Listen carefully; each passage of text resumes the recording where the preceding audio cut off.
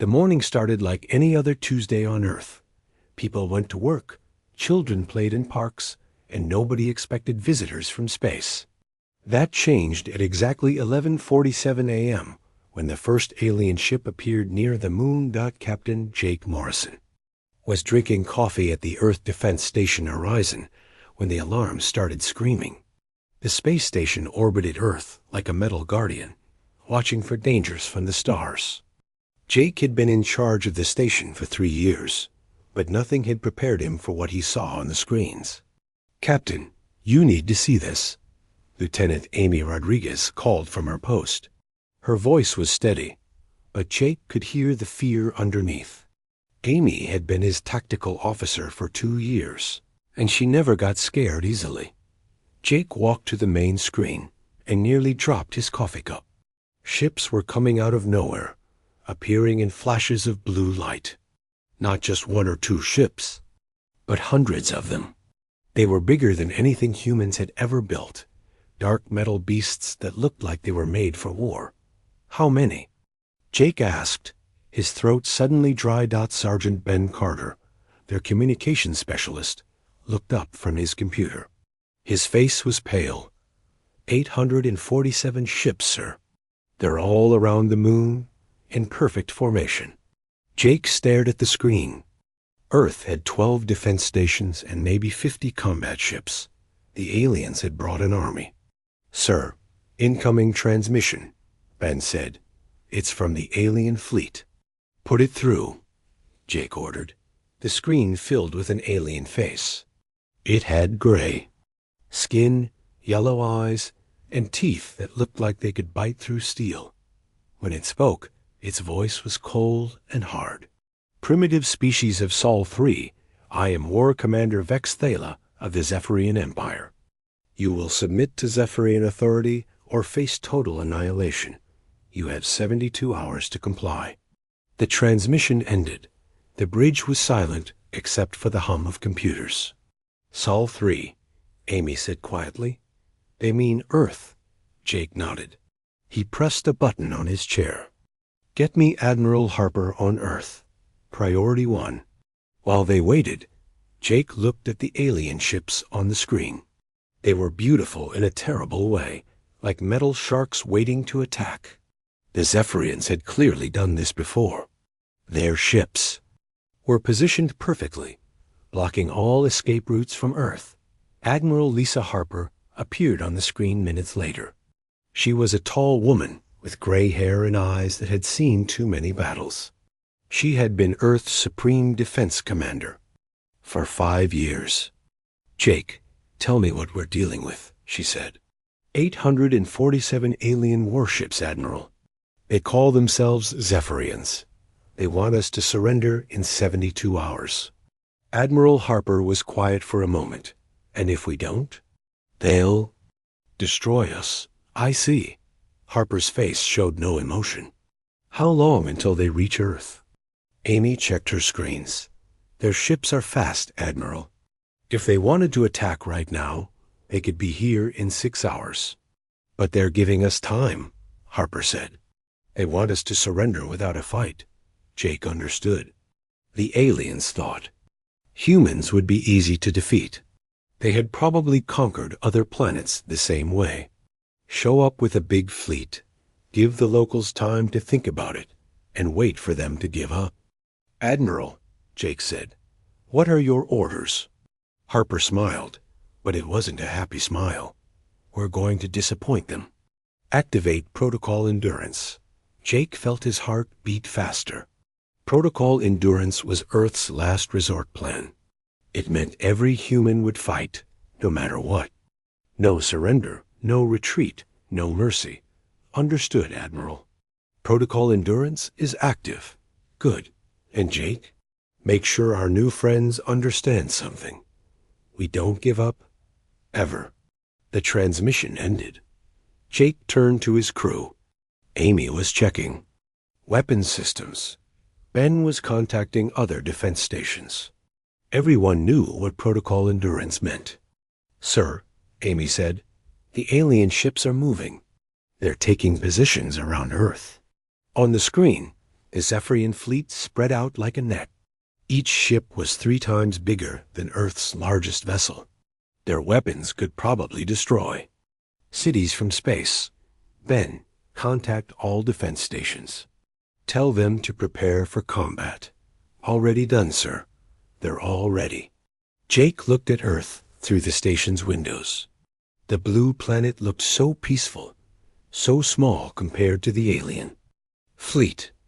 Down there, millions of people were probably watching the news, scared and confused. They didn't know that their military had been preparing for this day for decades. In underground bunkers, families were moving to safety.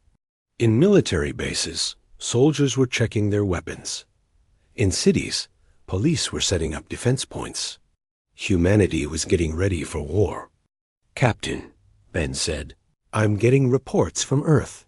The aliens are broadcasting their surrender message to every TV and radio station. What's the response? Ben smiled. People are turning off their TVs and picking up guns. Jake felt proud. Humans were stubborn. Tell them to give up, and they would fight harder. Tell them they couldn't win, and they would find a way. The Zephyrians had made their first mistake by thinking humans were like other species. Sir, incoming transmission from the alien fleet, Ben announced. This time, War Commander Vex Thala looked annoyed. Your species is being foolish. We have conquered 23 star systems. We have never been defeated. Surrender now, and we will show mercy. Jake stood up. Ben, open a channel to their fleet. Channel open, sir. Jake looked directly at the alien commander. This is Captain Jake Morrison of the Earth Defense Force. We received your message. Here's our answer. No. Vex Thala's yellow eyes narrowed. You would choose death over submission? We choose freedom over slavery, Jake replied. If you want Earth, you'll have to take it, and we'll make you pay for every inch. The alien commander looked confused. You cannot defeat us. We are superior. In every way, Jake smiled. That's what they all say? But you're about to learn something about humans. We don't fight fair, we don't quit, and we get really angry when someone threatens our home. You have 72 hours, Vex Thala said. Use them wisely. The transmission ended. Jake turned to his crew. Well, people, looks like we're going to war. Amy, what's our tactical situation? Not good, sir. They outgun us 1,000 to 1. Ben, what are people saying on Earth? They're scared, sir, but they're also angry. Really angry. Jake nodded. Fear and anger were good. Fear would keep humans alive. Anger would make them fight. Sir, Amy said, the aliens are beginning their approach. They'll reach Earth orbit in 4 hours. Jake looked at the approaching fleet. Each ship was a metal mountain bristling with weapons. Any one of them could destroy his station with a single shot. Then we'd better get ready to welcome them properly, he said. The crew began final preparations. Weapons were charged, shields were raised, and messages were sent to Earth. The last message was simple. The enemy is coming. Make them remember why they shouldn't have messed with humanity. In 4 hours, the war would begin. The aliens expected quick victory. They were about to learn that humans had other plans. The alien attack began at dawn on the second day. War Commander Vex Thala had given humans time to think, expecting them to surrender. Instead, he watched Earth's defense stations open fire on his fleet. Captain Jake Morrison stood on the bridge of Defense Station Horizon as laser beams lit up the space around Earth. His station's weapons were small compared to the alien ships, but they were fast and accurate. Direct hit on enemy cruiser, Amy Rodriguez reported. Their shields are down to 60%. Jake smiled. The aliens had strong shields, but human weapons were designed to punch through armor. Each shot was like a hammer blow against metal. Keep firing, Jake ordered. Make every shot count. Around Earth, The space battle raged. Human ships darted between the larger alien vessels like angry wasps. The Zephyrians had expected an easy victory, but humans fought like they had nothing to lose. On the ground, the real shock was just beginning. Field Marshal Korthven commanded the Zephyrian ground forces. He was a veteran warrior who had conquered 17 planets. Each time was the same. Land troops, destroy resistance, accept surrender. Easy. Detroit was his first target. The city had been bombed from space, and most buildings were damaged. Korthven expected to find broken humans begging for mercy. Instead, he found Sergeant Major Tony Walsh. Tony was a big man with scars on his face and fire in his eyes. He had been in the army for 20 years, fighting in wars across Earth. When the aliens came, he volunteered to defend his city. "Listen up, boys," Tony told his men as alien ships landed in the ruins. "These space bugs think they can take our home. Let's show them what happens when you mess with Detroit." The first alien soldiers to leave their ships were tall, gray creatures with advanced weapons. They wore armor that could stop most bullets, and their guns shot energy beams that could melt steel. They walked into the ruined city, expecting easy victory. Instead, they walked into hell. The first explosion came from a building that looked empty. The blast knocked down 6 aliens and destroyed their transport.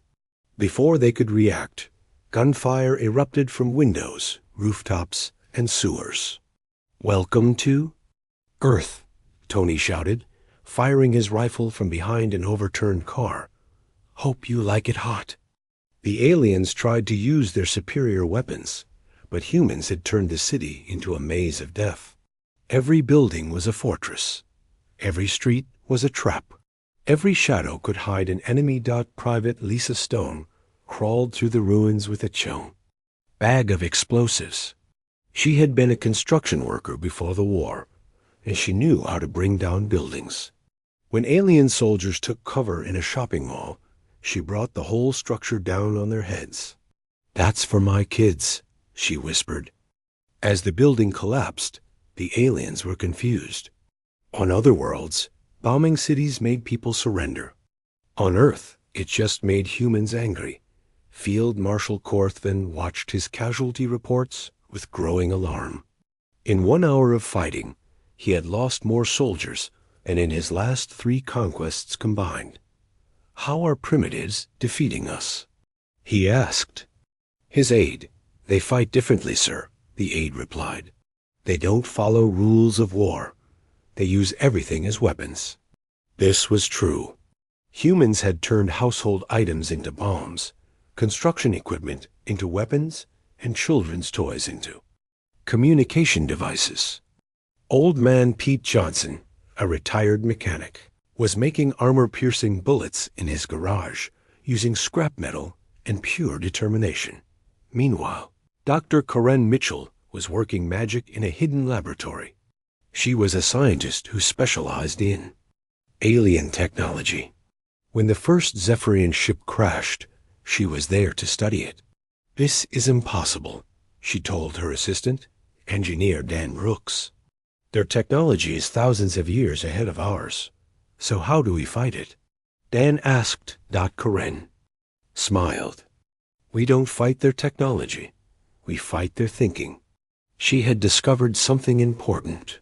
The aliens built their shields to stop energy weapons, but they weren't designed for solid objects moving at high speed. Human railguns, which fired metal slugs using magnetic force, went right through alien shields. "It's like bringing a knife to a gunfight," Karen explained. "Except with the ones with knives, and knives work better than they expected." In space, Captain Jake Morrison was learning the same lesson. The alien ships were powerful, but they were built for fighting other high-tech enemies. Human tactics confused them. "Susan, you're clear for your attack run." Jake radioed to freighter pilot Susan Cole. Susan was flying a cargo ship loaded with explosives. It wasn't a warship, but it was about to become one. "Copy that, Captain. This is for everyone who can't Fight back. She flew her ship straight at the largest alien vessel, dodging energy beams and missiles. Her ship was hit multiple times, but she kept flying. Remember the Alamo, she shouted as her ship crashed into the alien dreadnought. The explosion could be seen from Earth. The alien ship broke in half, its crew scattered into space. One cargo ship had destroyed a vessel that could have leveled a city. War. Commander Vexthala watched the battle with growing concern. His forces were supposed to be winning, but humans kept doing unexpected things. "Sir," his tactical officer reported, "the humans are using their civilian ships as weapons." "Impossible. No species sacrifices non-combatants." "The humans do, sir. They're ramming our ships with cargo vessels, passenger liners, even small personal craft." Vexthala couldn't understand it. In civilized warfare, you protected civilians. But humans put their civilians in the front lines, and the civilians volunteered. On Earth, the resistance was growing. In the Amazon jungle, native tribes led by Maria Santos were hunting alien patrols. They used poison darts and knowledge of the forest to disappear like ghosts. "The spirits of the forest are angry," Maria told her warriors. "These invaders bring death to our home. We will show them that the jungle remembers." Her people moved through the trees like shadows, striking. Alien patrols and vanishing before reinforcements arrived. The aliens had sensors that could detect metal and energy, but they couldn't track humans who fought with wood and stone dot in the mountains. Former climber Andy Clark was teaching guerrilla tactics to anyone who would listen. He had turned this rocky peaks into a fortress, where every cave was a bunker and every cliff was a weapon. "The mountains are on our side," he told his followers. "The aliens can't fly in this thin air, and their heavy armor slows them down. We know every rock, every path, every hiding place." His people rolled boulders down on alien columns, used ice and snow to create avalanches, and turned mountain storms into weapons. The aliens' advanced technology was useless against humans, who had learned to fight with the land itself. But the biggest shock for the aliens was still coming in a small town in Kansas. Grandmother Betty Williams was tending her garden when alien soldiers surrounded her house. They expected easy surrender from an elderly human. Instead, Betty grabbed her shotgun and chased them off her property, shouting about respecting her flowers. The aliens, trained to conquer star systems, ran from one angry grandmother with a garden tool. The incident was recorded and broadcast across Earth. Humans laughed, but the aliens were terrified. What kind of species made their elderly into warriors? "Sir," Field Marshal Korthven's aide reported, "morale is breaking down. The troops are afraid of human civilians." "Afraid? Of primitives?" "Yes, sir. They don't understand humans. Yesterday, a human medic treated wounded aliens while his own soldiers fought nearby. Today, a human child offered food to our prisoners. But last night, human fighters killed an entire patrol using farming tools." Korthven was beginning to understand. Humans were unpredictable. They showed mercy and cruelty in the same breath. They were kind to enemies and ruthless to threats. It was impossible to plan against people who didn't follow logical patterns. As the first day of ground combat ended, the aliens realized they had made a terrible mistake. They had expected to fight soldiers, but every human was a soldier. They had expected to break human will, but combat made humans stronger. War Commander Vexthala looked at his reports with growing dread. His forces controlled no territory. His casualties were mounting, and the humans showed no sign of weakening. "Sir," his communications officer said, "we're receiving a transmission from the human government. Put it through." Admiral Harper appeared. On screen, behind her, Jake Morrison and other military leaders stood ready for battle. "This is Admiral Lisa Harper, Supreme Defense Commander of Earth. We have a message for your empire." "Speak," Vexthala said. We're just getting started. 3 months had passed since the aliens arrived, and War Commander Vik Stela was beginning to understand why his empire had never fought humans before.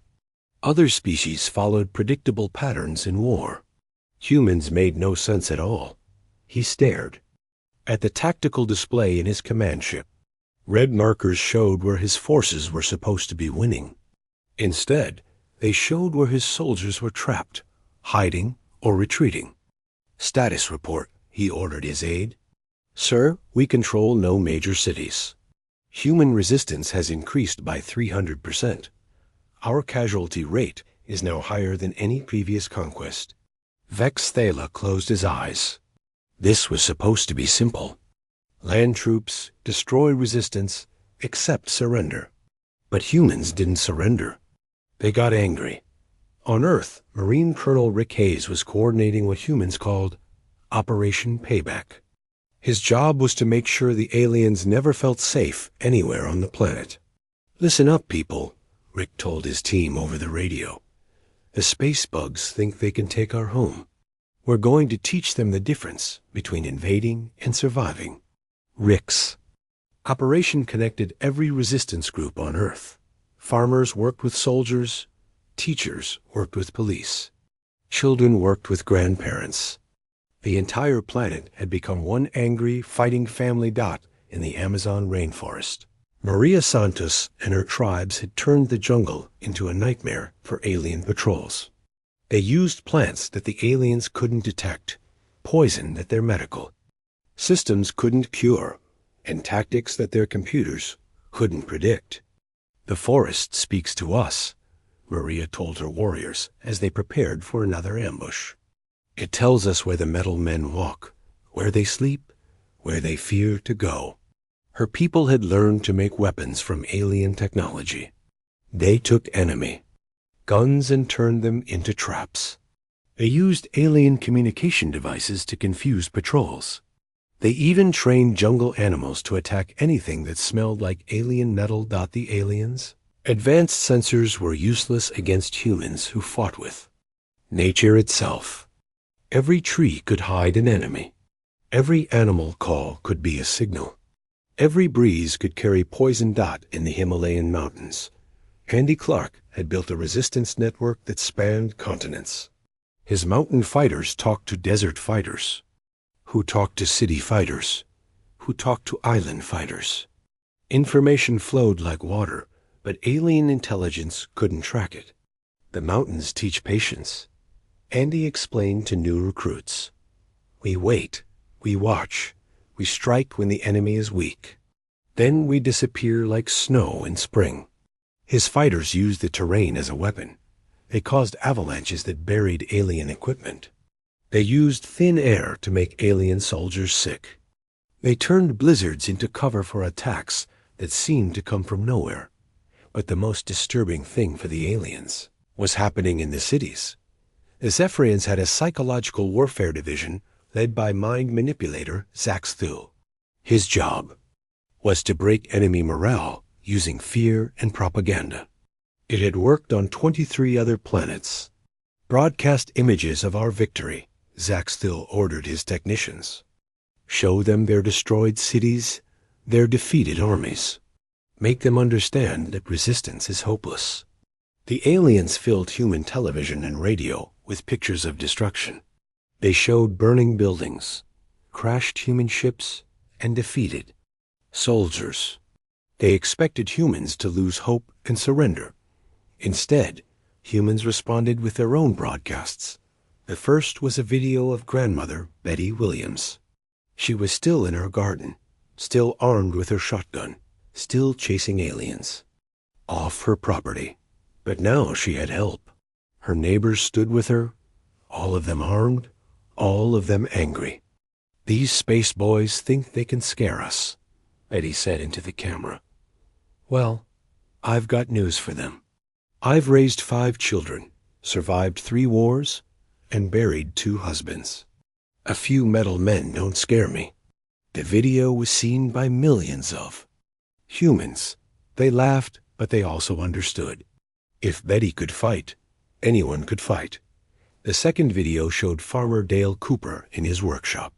He was building explosive devices using fertilizer, scrap metal, and pure determination. His bombs were crude, but they worked. "I've been blowing up tree stumps for 40 years, Dale explained while assembling another device. Space bugs aren't. Much different. They make noise, they make a mess, then they disappear. Dale's bombs were destroying alien supply convoys across the farming regions. He taught his techniques to other farmers, who taught their neighbors, who taught their children. Soon, every rural area was a danger zone for alien forces. The third video was the most shocking. It showed teenager Kelly Brooks in her bedroom, using a laptop computer to hack into alien communication systems. She was 17 years old, and she was winning a cyber war against technology thousands of years more advanced than Earth's. "It's like a video game," Kelly explained while typing code. "The aliens use really complex systems, but complex things break easily. You just need to find the right button to push." Kelly's hacking was causing chaos in alien ranks. Their ships lost communication, their weapons misfired, and their navigation systems sent them to the wrong planets. One teenage girl was making an entire invasion fleet look stupid. But the most disturbing discovery for the aliens was that humans got stronger during combat. Commander Vex Thala studied the reports with growing alarm. According to his intelligence, human society should have collapsed by now. Instead, it was more organized than ever. "Explain this," he demanded, showing his aide a photograph of human civilians working together to build defenses. "Sir, humans appear to unite when threatened. Their individual weaknesses become collective strength." This was true. Before the invasion, humans had been divided by nationality, religion, and politics. Now they fought as one species. Americans worked with Russians. Christians worked with Muslims. Rich worked with poor. The alien threat had made humans remember what they had in common. In Nevada, Dr. Karen Mitchell was leading a team of scientists who had achieved the impossible.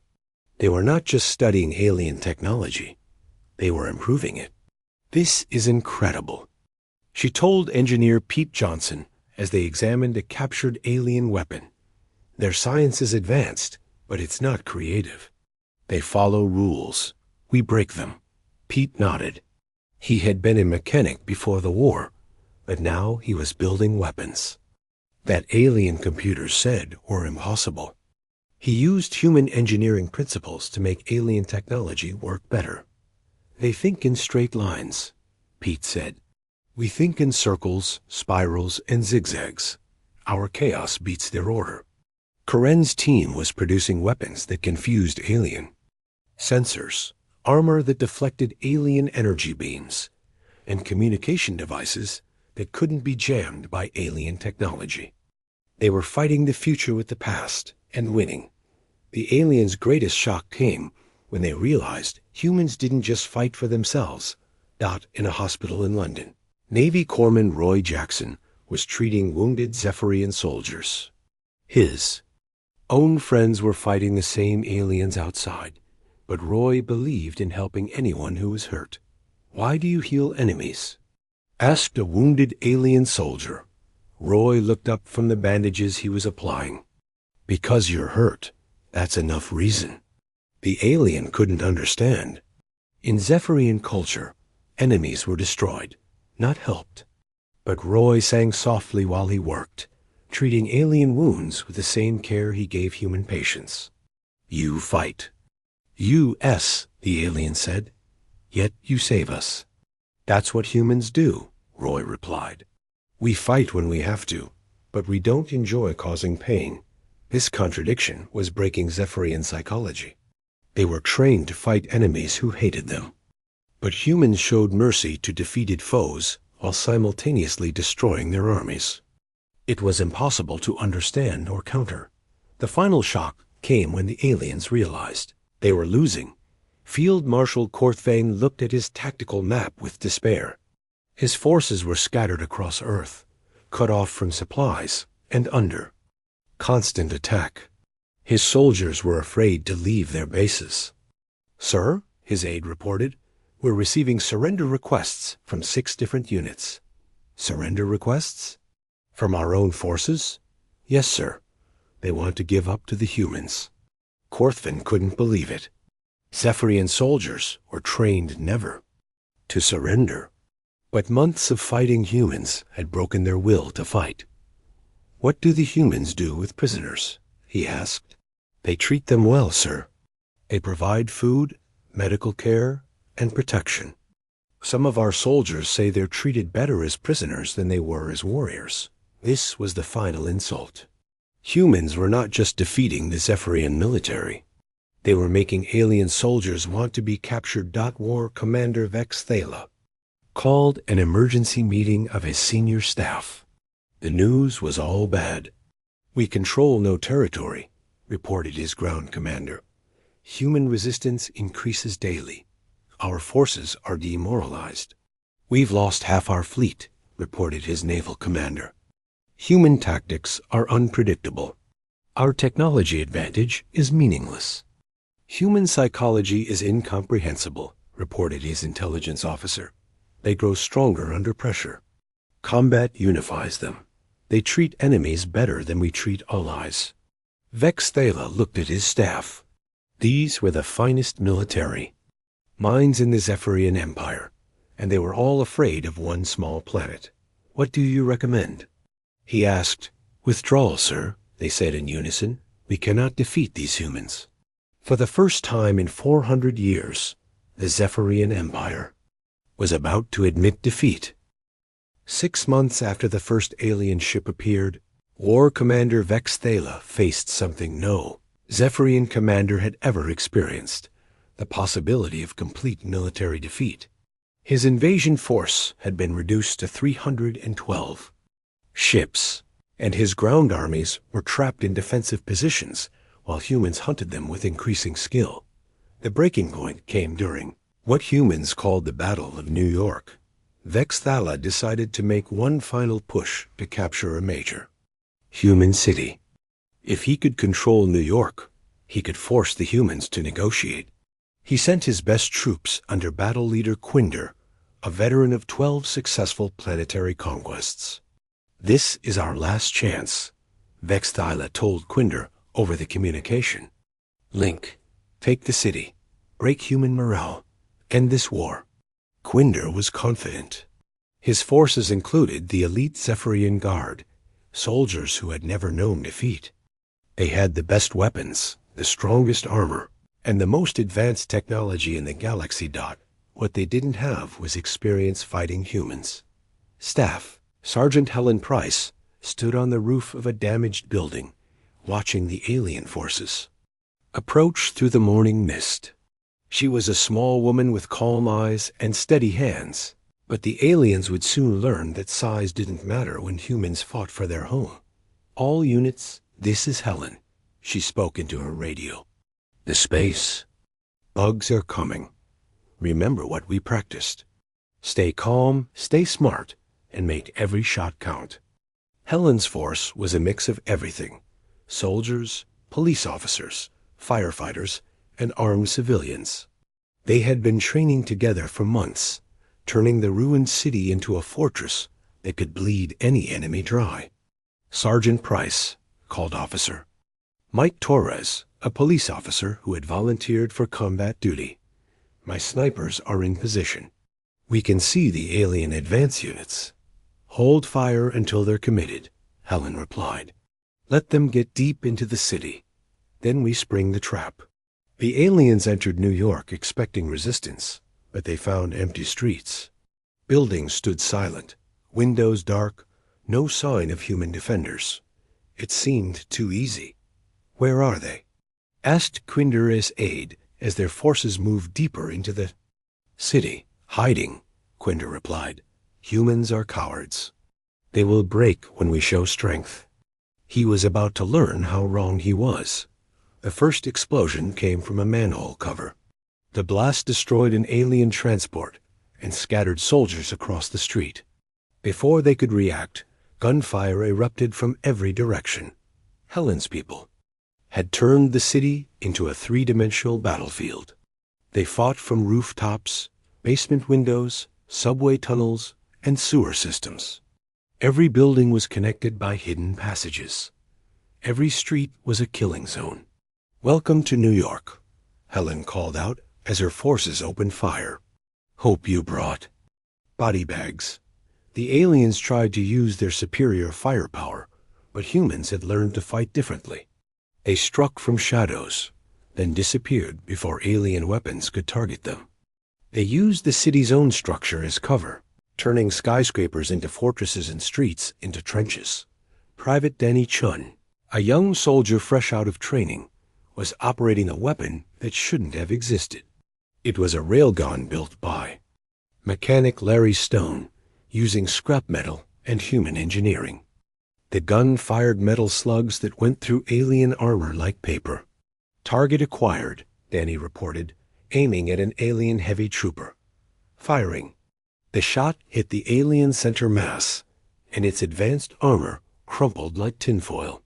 Danny had destroyed a warrior that should have been invincible, using a weapon built in a garage by a man who fixed cars for a living. "Nice shot, kid," Larry's voice came over the radio. "That's my baby doing the work." Larry Stone's workshop had become a weapons factory. He took broken alien equipment and turned it into tools for human fighters. His armor-piercing rounds were made from salvaged alien metal. His communication devices used alien technology to coordinate human attacks. "I've been fixing things all my life," Larry explained to his assistant while building another weapon. "Aliens are just machines that need fixing, permanently." Meanwhile, Dr. Emma Davis was fighting the war with chemistry. She had developed compounds that ate through alien hull plating, gases that made their sensors malfunction, and acids that dissolved their weapons. "Chemistry is about reactions," Emma told her team as they prepared another batch of alien-destroying compounds. "Mix the right things together, and you get explosions. Mix the wrong things together, and you get bigger explosions." Her laboratory was hidden in a subway tunnel, but it was producing weapons that alien technology couldn't detect or defend against. She was using human knowledge of chemistry to defeat science from the stars. The most dangerous human fighter was someone the aliens never expected. Alex Parker was 12 years old, but he was fighting a war that grown aliens couldn't understand. He was a computer genius who had learned to hack alien systems using knowledge gained from video games and pure determination. "Their computers are really advanced," Alex explained to his older sister while typing code at impossible speed. "But they're not creative. They follow patterns. Once you figure out the pattern, you can break it." Alex's virus had infected the alien command network. Their ships were getting false orders, their weapons were firing at random targets, and their navigation systems were sending them to the wrong coordinates. A sixth grader was making an entire invasion fleet look stupid.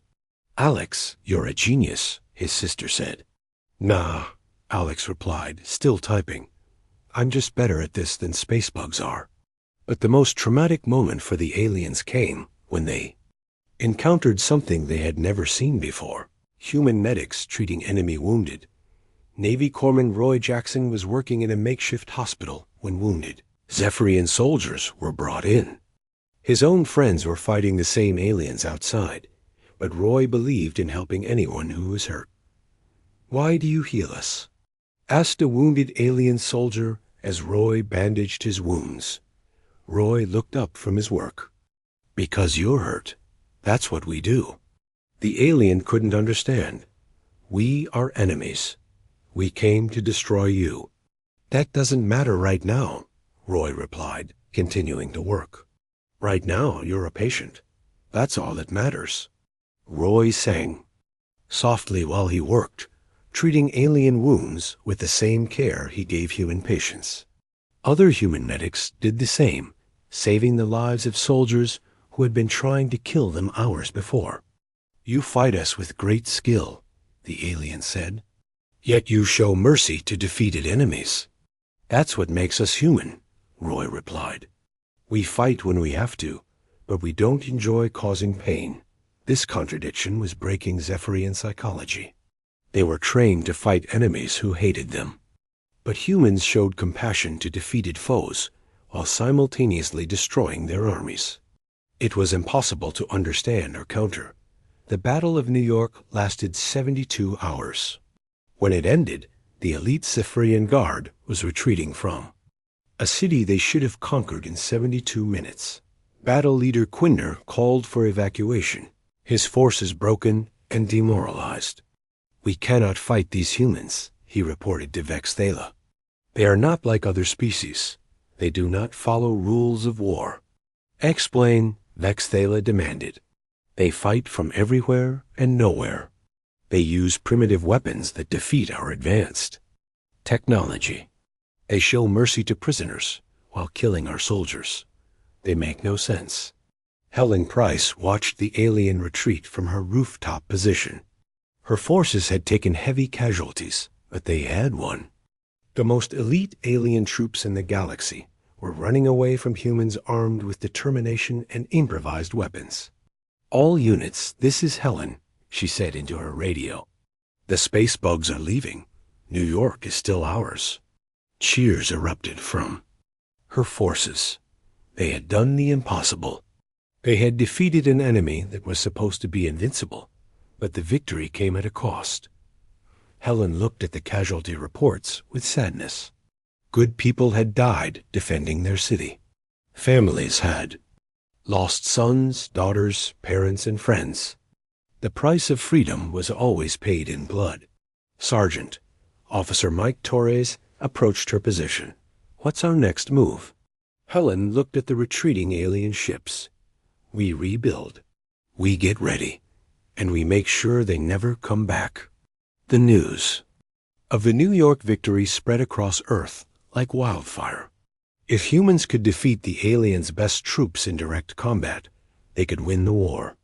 Resistance groups everywhere doubled their efforts.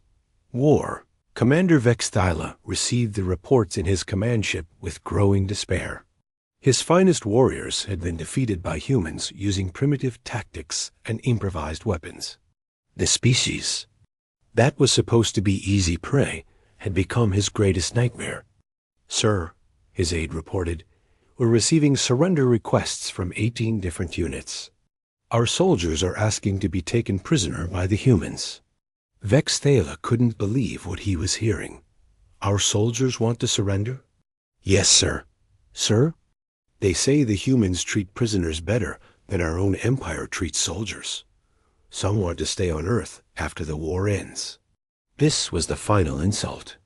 Not only were humans defeating his military, they were making his soldiers want to join them. Sir, the communications officer announced, incoming transmission from the human government. Admiral Lisa Harper appeared on the screen. Behind her stood Captain Jake Morrison, Colonel Rick Hayes, Sergeant Helen Price, and other human military leaders. They looked tired but determined. War Commander Vexthala, Harper said. We need to talk. You wish to surrender? Vexthala asked hopefully. Harper smiled. No, we want to. 8 months after the first alien ship appeared near Earth's moon, War Commander Vexthala faced a choice no Zephyrian commander had ever confronted in 400 years of galactic conquest. Admit total defeat or watch his remaining forces be destroyed by a species that refused to follow any logical rules of warfare.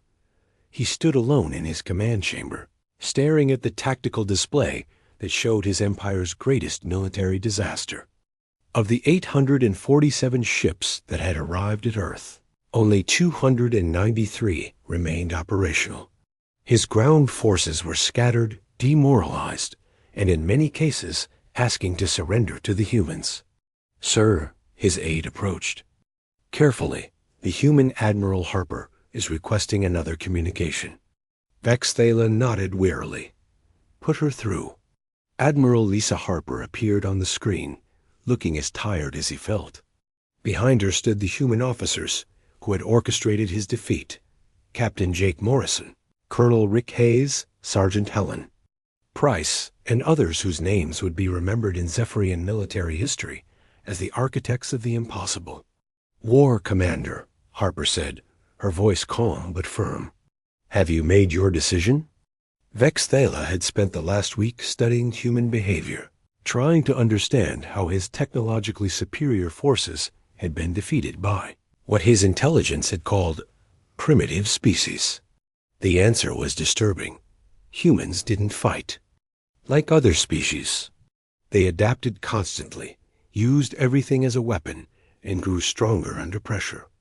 Most terrifying of all, they showed mercy to defeated enemies while simultaneously being capable of total ruthlessness against threats. "Before I answer," Vex Thala said, "I must understand something. Why do you offer terms to enemies? Your species has proven capable of destroying us completely." Harper considered the question. "Because we don't enjoy killing. We fight when we have to, but we prefer to win without unnecessary death." "Even the death of enemies?" "Especially the death of enemies. Dead enemies can't learn from their mistakes. Living enemies can become friends." This was incomprehensible to Zephyrian thinking. In their culture, enemies were destroyed to prevent future threats. But humans seemed to believe that showing mercy made them stronger, not weaker. "I accept your terms," Vex Thala said finally. "We will withdraw immediately." "Good," Harper replied. "But understand this. If any Zephyrian force ever threatens Earth again, we won't offer terms. We'll come to your home worlds, and we'll end this permanently." The transmission ended. Vex Thala turned to his staff. "Begin immediate evacuation of all personnel. We're going home." As the Zephyrian withdrawal began, individual stories emerged. That would haunt the alien empire for generations. Zephyrian soldier Kexmar sat in the transport ship, staring at nothing. He had been a proud warrior when the invasion began, confident in his species' superiority. 8 months of fighting humans had broken something inside him. "What's wrong with you?" asked his squad leader, noticing Kexmar's vacant expression. "I can't stop thinking about them," Kexmar replied quietly. "The humans, what about them? They fight like demons, but they treated our wounded better than our own medics do. They destroy our armies, then sing lullabies to our prisoners. They make no sense." This conversation was happening throughout the Zephyrian fleet. Soldiers who had conquered star systems were traumatized by 8 months of fighting one small planet. They spoke in whispers about human tactics, human mercy, and human determination. On Earth, the humans were dealing with their own trauma. Captain Jake Morrison stood on the observation deck of Defense Station Horizon, watching the alien ships disappear into hyperspace. His station had survived the war, but barely. Half his crew was dead, and the other half would carry scars for the rest of their lives. "It's over," Lieutenant Amy Rodriguez said, joining him at the window. "This part is over," Jake replied. "But something tells me this is just the beginning." He was right. The war had changed humanity forever. They had been forced to unite as never before, to fight with everything they had, and to prove that their species could survive anything the galaxy threw at them. In the ruins of New York, Sergeant Helen Price was helping to rebuild her city. The battle had destroyed much of Manhattan, but the people were already returning, already rebuilding, already showing the resilience that had defeated an interstellar empire. Sergeant Officer Mike Torres approached her. "We're getting reports from around the world. Other alien species are requesting communication with Earth." Helen nodded. Word of humanity's victory was spreading across the galaxy. Species that had been conquered by the Zephyrians wanted to know more about the humans who had sent them running. "What do they want?" Helen asked. "Protection," Mike replied. "They want to ally with us." This was the beginning of humanity's journey to the stars. They had started as the defenders of one world. Now they were becoming the protectors of many. Dr. Corinne Mitchell was in her laboratory, studying the alien technology left behind by the retreating Zephyrians. What she found amazed her. Their science is incredibly advanced, she explained to engineer Pete Johnson, but it's not creative. They follow the same patterns for everything. That's why we could beat them. Pete nodded. They think in straight lines. We think in circles, spirals, and zigzags. Exactly. And that's going to be our advantage when we go to the stars. Because that was what humans were planning now. The war had shown them that Earth was not alone in the universe, and that other species needed help. Humanity would go to space not as conquerors, but as protectors. The most important lesson came from Navy Corpsman Roy Jackson, who was still treating wounded aliens and humans in his makeshift hospital. Will you really come to our worlds if we threaten you again? Asked a wounded Zephyrian soldier. Roy looked up from the bandages he was applying. I hope it never comes to that. But if you hurt innocent people, yes, we'll stop you.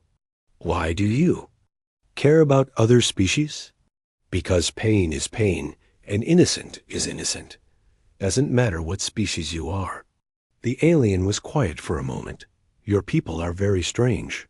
Roy smiled. That's what makes us dangerous to bullies. And useful to friends. As the last Zephyrian ship disappeared from Earth's solar system, humanity began to change. The species that had been divided by nationality, religion, and politics was now united by a common understanding. They were not alone in the universe, and they had a responsibility to protect those who couldn't protect themselves. Admiral Harper stood in the United Nations building, addressing representatives from every nation on Earth. We've proven we can defend our home, she said. Now we need to decide what kind of neighbors we want to be. The decision was unanimous. Humanity would go to the stars as peacemakers, not conquerors. They would use their stubborn determination and creative chaos to protect other species from bullies like the Zephyrians. 6 months later, the first human starship left Earth. It was called the Hope, and its mission was to visit worlds that had been conquered by the Zephyrian Empire. Captain Susan Cole, the same pilot who had rammed her freighter into an alien dreadnought, now commanded humanity's first diplomatic vessel. Message for all ships and stations. Susan broadcast as the Hope entered hyperspace. This is Earth calling the galaxy. We come in peace, but we're not pushovers. Play nice, and we'll be your best friends. Start trouble, and you'll learn why the Zephyrians went home crying. Throughout the galaxy, the message was received with interest, hope, and in some cases, fear. The species that had seemed primitive 8 months ago was now reaching for the stars. The Zephyrian Empire never recovered from their defeat at Earth. Their military was demoralized, their government was unstable, and their reputation was ruined. War Commander Vex Thala spent the rest of his life in therapy, trying to explain to Zephyrian psychiatrists how a species could simultaneously be the most violent and most compassionate in the galaxy. They don't fight for conquest, he told his therapist during one session. They fight for each other, and that makes them invincible. The therapist made notes. What do you recommend if we encounter humans again? Vex Thala was quiet for a long moment. Surrender immediately. Then ask if they need help with anything.